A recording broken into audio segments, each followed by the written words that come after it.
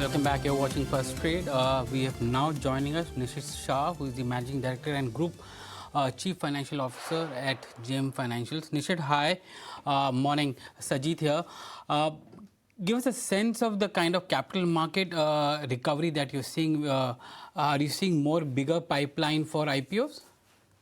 Yes, and that's a good question. So, our pipeline for IPOs, that is documents which are filed with SEBI, is to the tune of 1,50,000 crores, and that does not include two large IPOs. One is the National Stock Exchange and the Geo Platforms IPO.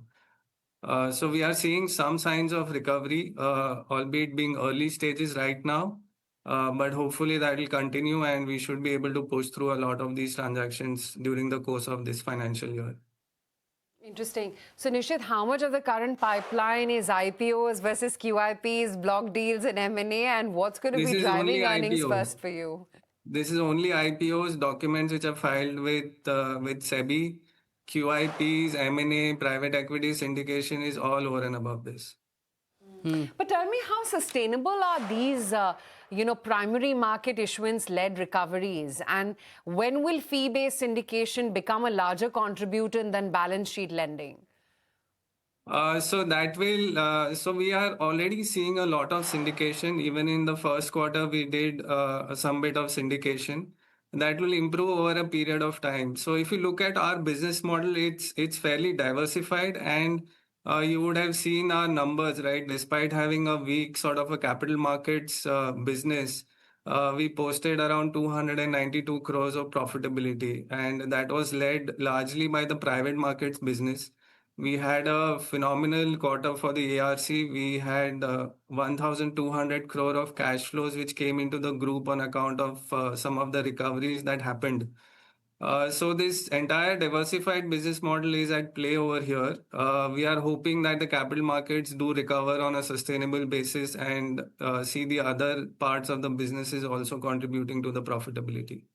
Nishit, you spoke about the loan book growth of 15 to 20% at the end of Q4. Are you on track to meet that guidance? Yeah, pretty much.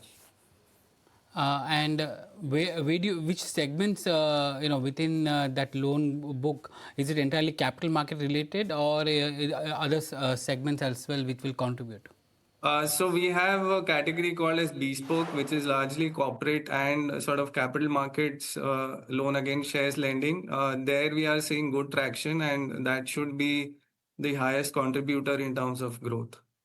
You've also expanding your wealth management portfolio, and there the AUM is growing by 7%, but it's run through to the balance sheet or the P&L has been very modest. So what kind of growth that you're going to see there, and when do you see that that segment contributing significantly to your P&L?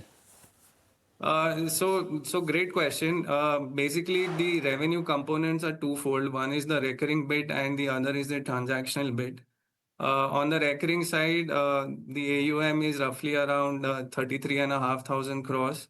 That we expect to increase by at least 20% over the next couple of years.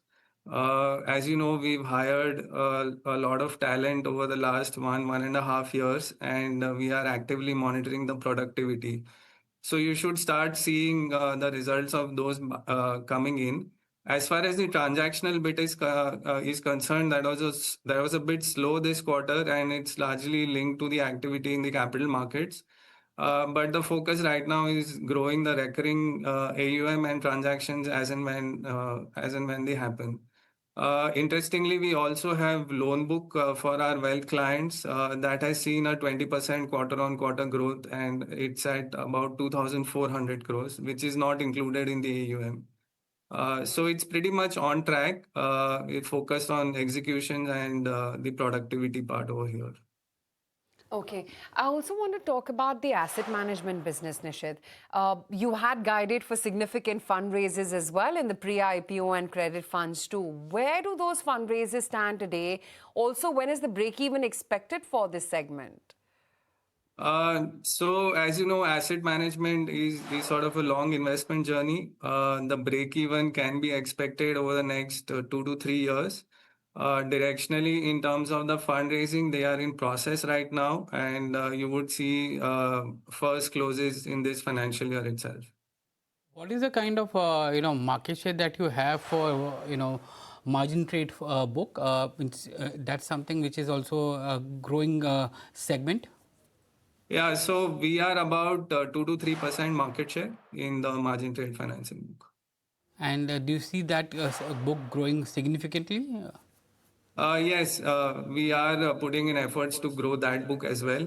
So in the first quarter itself, it grew by 20%. Another segment which is interesting is the affordable home loans, where you're delivering 25% growth in AUM.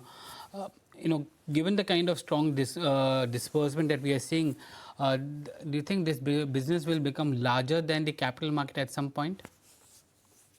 Very different businesses as such. Is more on a balance sheet size, so I wouldn't really compare in terms of the capital markets business. But 25 to 30% growth is something that we are targeting for this financial year. And going forward, 20-25% on a sustainable basis, we should be able to achieve. Right. Okay, Nishit, great chatting with you. Thank you so much for your time.